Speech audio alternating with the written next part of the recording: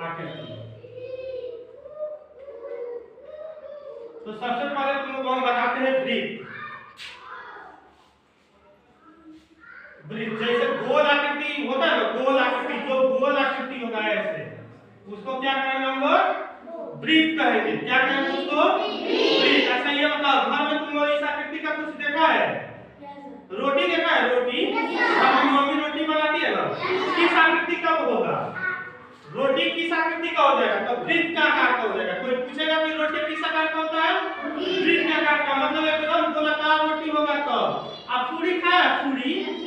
पूरी ऐसा होता है ना, ये इस तरह का पूरी कभी कभी काट करके इस तरह मम्मी भी बना देती है। पूरी बनता है ना, ये तुम्हारा किस आकार का हो जाता है? त्रिभुज आकार का हो जाएगा। पूरी किस आकार का हो जाएगा? त्रिभुज।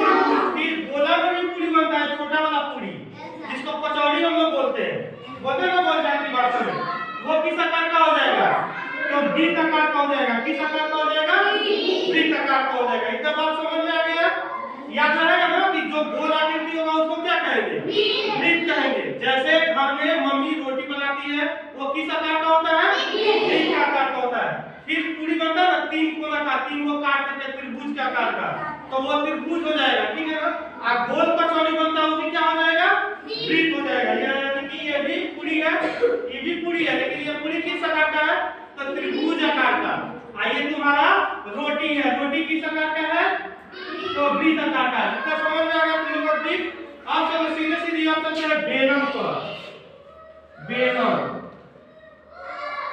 बेलन घर में जिस पे रोटी पे जाता है उसको क्या बोलते हैं? चौकी और बेलन बोलते हैं ना। तो बेलन क्या ऐसा होता है ना, गोलाकार।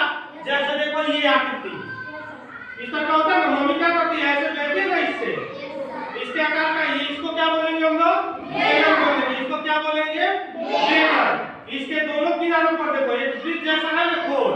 इस गोल को ये भी वृत्त है और फिर ये भी वृत्त है।